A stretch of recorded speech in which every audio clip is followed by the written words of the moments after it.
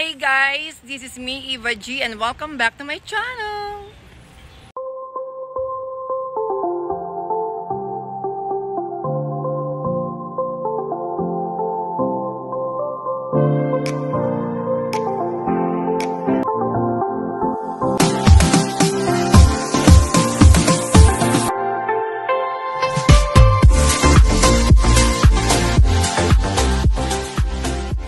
So for today's video guys, today is my birthday! So kaso nga lang may pasok tayo sa work, kaya tignan natin kung ano magiging ganap at kung ano magiging gawa ko habang papunta ako sa work. So samahan niyo po ako sa aking birthday celebration ngayong araw na to. So samahan niyo po ako.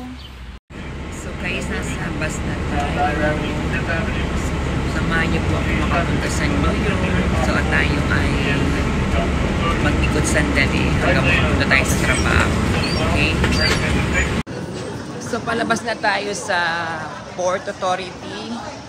Pasensya na kayo sa boses ko. Parang may konting sabit.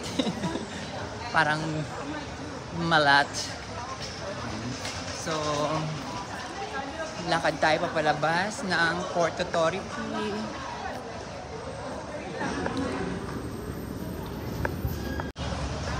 So nakalabas na tayo sa Port Authority guys. Ang gagawin natin, naisipan kong puntahan yung church dito. Pero sana umabot tayo sa oras ng trabaho ko. Kasi di ba birthday ko naman. So tignan nyo kung gaano ka-traffic ko.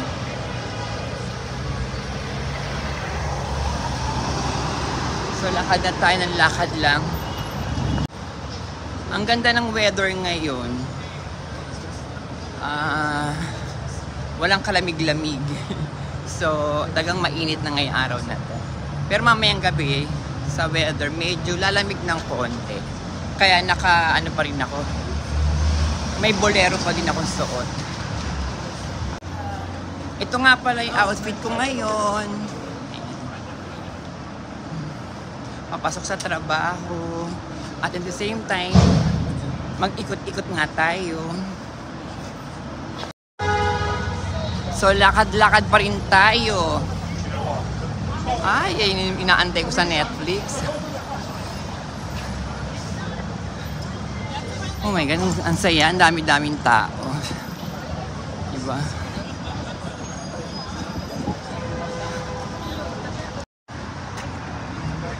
Ang ganda oh.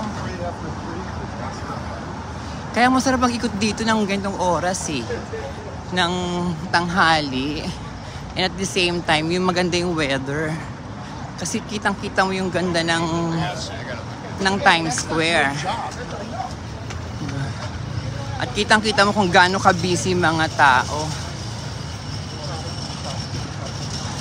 Actually, yung pupuntahan natin, 22 minutes pag naglakad ka. Kaya nagmamadali ako. Hinihingal na ako. Nasa 47 na ako. Pero itong lugar na to, alam ko na to. Kasi natandaan ko na to. So ayun. Malapit na tayo. Hindi pala malapit. Medyo malayo-layo pa tayo sa Radio City. So pagkatapos diretso tayo diretsuin lang natin yun. Nandun na yung pinaka-church.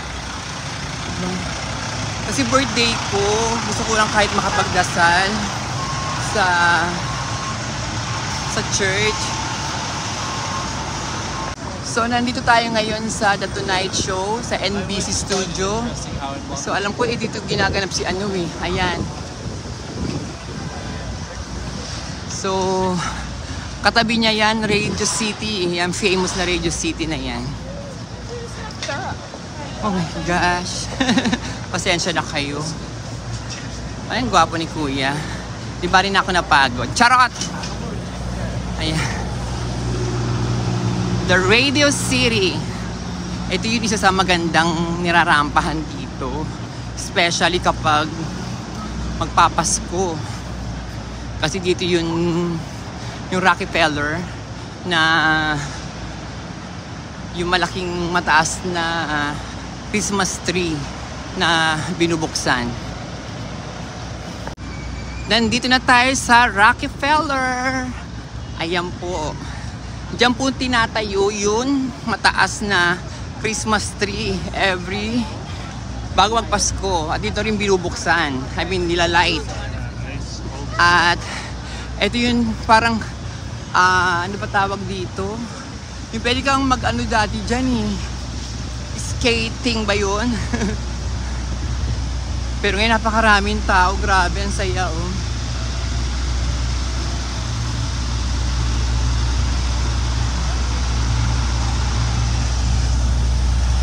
Kasi nandito rin yung mga hilera ng mga branded na pwede mong bilan ng damit, ng gamit.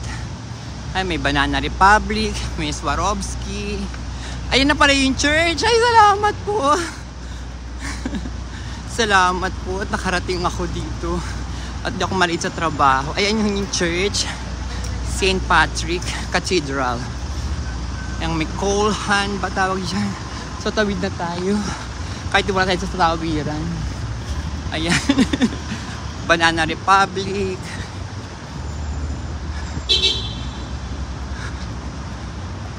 Ay, tinanggal na yung parang malaking orasan dito. Ayan, sakto. Tumatawid tayo.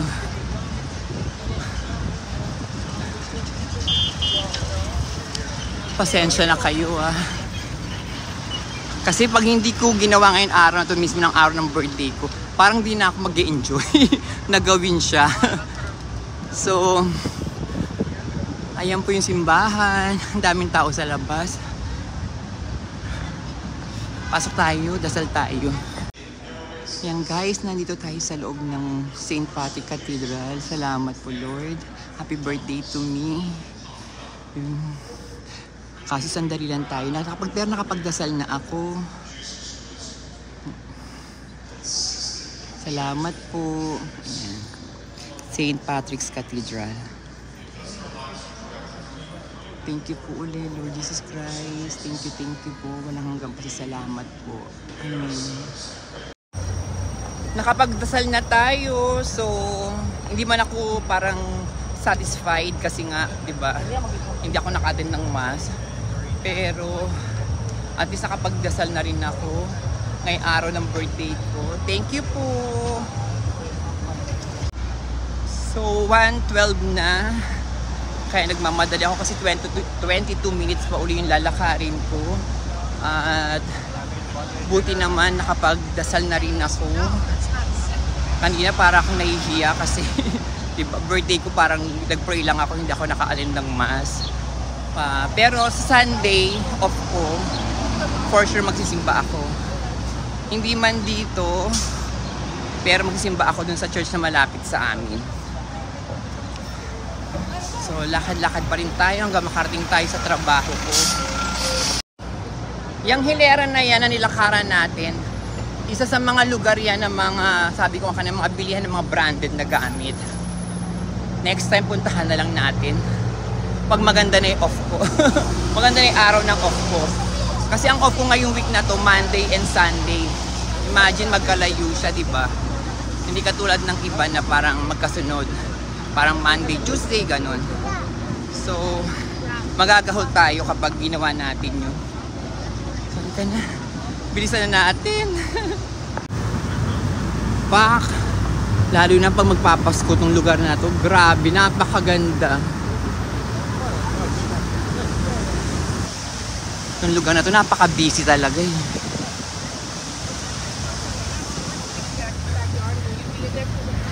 Dito tayo dumaan. Ito yung natatandaan kong way. Papunta dun sa lugar na malapit sa work ko. Pero malayo pa din. Kaya dito, masarap na masyal sa Amerika. Hindi lang naman sa Times Square. Kahit saan, dito sa Amerika, masarap mamasyal. Lalo na kung meron kang kasama na magpipicture sa'yo. Kasi sa sobrang daming pwede mong pagpicturean. Na maganda yung magiging resulta, dapat may kasama ka. At syempre, kailangan maghusay. Hindi pa, hindi man sobrang husay. Basta yung ituro mo lang yung sa kasama mo kung anong angle yung gusto mo, di ba? Kasi pag mag-isa ka lang, Ang hirap. hindi mo makuha yung mga angulo na gusto mo, yung mga lugar na gusto mo. Oh my God! Nadaan ako na naman ng Ichiran. Ayan. Malapit lang pala sa Ichiran kung ganun. No, ngayon alam ko na. From Ichiran, pwede kong diretsuhin, doon na pala yung church. So, ay katawid tayo. Diba, traffic lagi.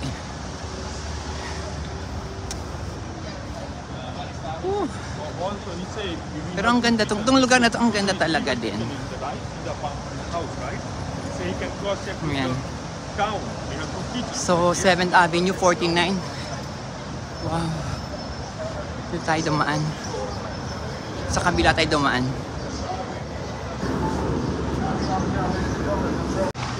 Tawid na tayo. Ayan yung mga bus na itutur kayo kung saan-saan. Hindi ko alam kung magkano. Nakalimutan ko na kung 20 o magkano ang ano dyan, sakay dyan.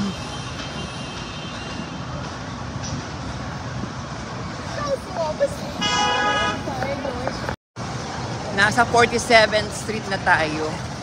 42nd yun sa trabaho ko. So, para ako tumatakbo. Naglalakad ako pero tumatakbo na rin ako at the same time.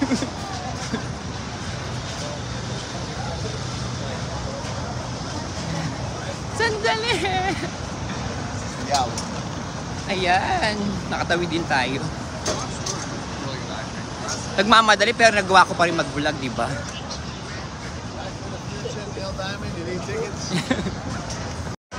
So ito yung pinaka-duck sa lahat ng ducks na nakita kong hotdog. Ayan, ang laki. Ay! Sabog! Kabog! Diba? Ang dami uli nagpi-picture.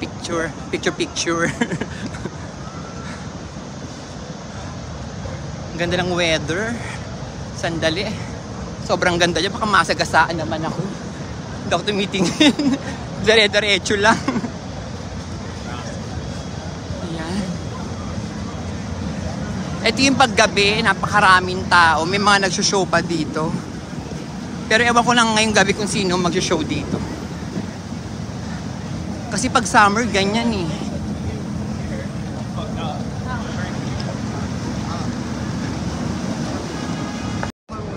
Habang naglalakad tayo, huminto muna ako sa pag-vlog kasi umorder na ako online ng food sa McDo.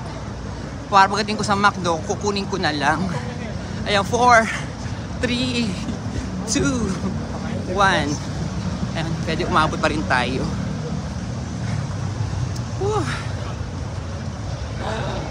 Salamat! Nakapunta tayo sa church. Ayan uli yung Hard Rock Cafe sa ganitong oras. At ito yung sa Ball Drop, yung mataas na yan. Oh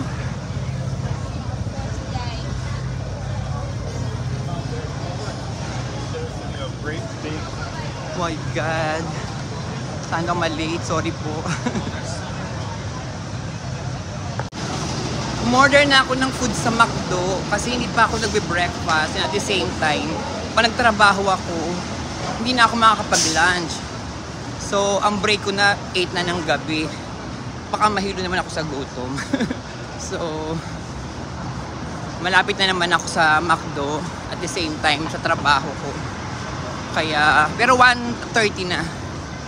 Eh, magpapalit pa ako ng uniform kaya kailangan bilis-bilisan ko. Ito ang napapala. Napapala ako kapag ganitong nagmamadali ka tapos kapos ka sa oras. Nandito na tayo sa trabaho ko.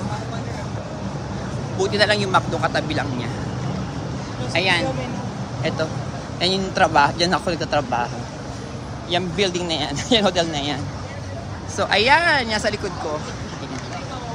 Tapos, nasa harapan. Makita ba? Ayan. Yan yung McDo ko. Di ba? So, ito yung sinasabi ko lagi na 99 pizza. Kunin na natin yung food. Sandali lang.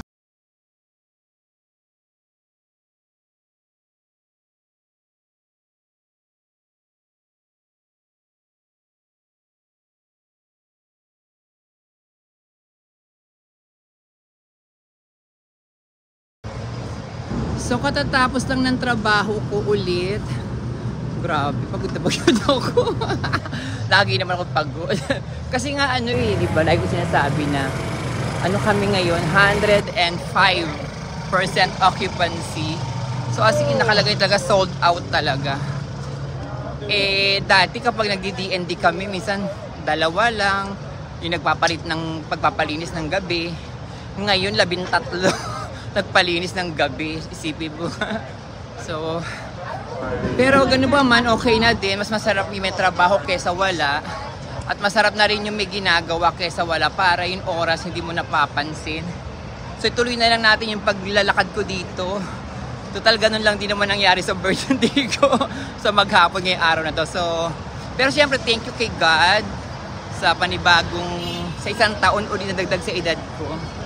At explore pa rin natin konti itong hanggang pauwi tayo. Share ko lang din sa inyo kanina, di ba, nung nagtatakbo ako, nagmamadali ako para sa McDonald's na pagkain. Nung pumunta ako dun sa pinaka-McDo, hindi pala dun yung napin ko na lugar kung saan ko pipick upin yung McDo. So sobrang nag-aantay ako dun, kaya pala hindi ako tinatawag kasi dun pala ako sa Broadway nagpin ng McDo. Kaya ang nangyari, wala akong kinain maghapon hanggang kumain na lang ako ngayong gabi. Pumunta ako dun sa McDo at tinawagan ko muna pala. Sabi sige, okay lang, kailangan bago mag 7 makuha mo siya or kaya maka-cancel na siya. So salamat naman at yun, nakakain din ako. Kasi isang beses nga lang. Magkakasama na yung breakfast, lunch at dinner.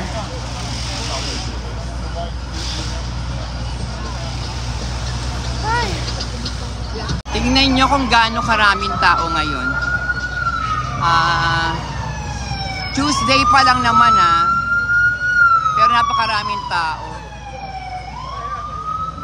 Kasi hindi na siya malamig eh. Diba? So, total malapit na lang naman din ako sa Port Authority. Mag-ano muna tayo dito. Mag-explore muna tayo sandali. Saan pa tayo? Ayun, doon. Ay, sandali. Dito na tayo sa side na to para mas malapit tayo sa sa train station. Ayan. O, diba? Mga naka-tube na sila, mga naka-short na sila. Kasi nga, maganda na yung weather.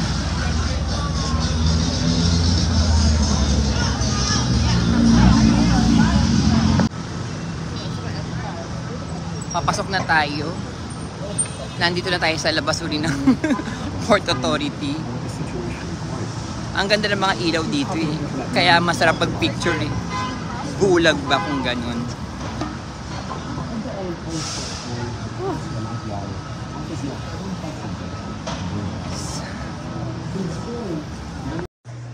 Ayan, nakapila na tayo sa ating gate. Katulad lang paulit-ulit ko rin sinasabi, ganun pa rin lagi ang istorya namin dito sa Port Authority. Ayan, di ba mahaba ang pila sa iba't ibang gate. Pero pag ganitong Tuesday, buti na lang hindi masyado. Pero pag Friday, Saturday, Sunday, oh my God. Lalo sa kabila. Sa kabila. Ayan, tingnan nyo, di ba ang haba ng mga pila din. So, everyday ang uwi ko 10:30. Pero yung bus, umaalis siya ng 11. Pero 10:50 pa lang, nagpapapasok na siya. Kasi syempre, di ba, mahaba yung pila. Kailangan ng mag-board na ng mga pasahero. Kaya lagi ko nagmamadali. At kung napapansin nyo, ayan, laging namamagay ilong ko. Siguro 2 weeks na yan. Kasi meron akong 3 acne sa loob at labas. Grabe, kala ko nga pigsa yan. Ang sakit. So, parang ngayon pa lang siya, medyo humuhupa-hupa. At meron na siyang butas, ayan. Baka gumaling na siya. Baka lumabas na yun, dapat lumabas sa ilong na yan. Sa butas na yan. So, kasi ang sakit eh.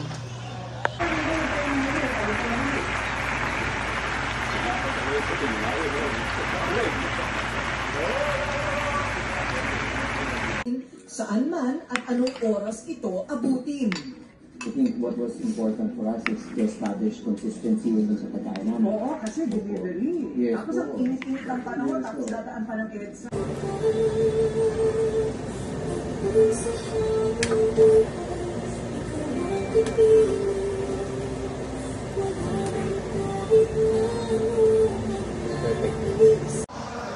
Guys, end na natin yung vlog natin dito at maraming salamat po sa lahat ng bumati sa akin ng happy birthday. So thank you po sa inyong lahat.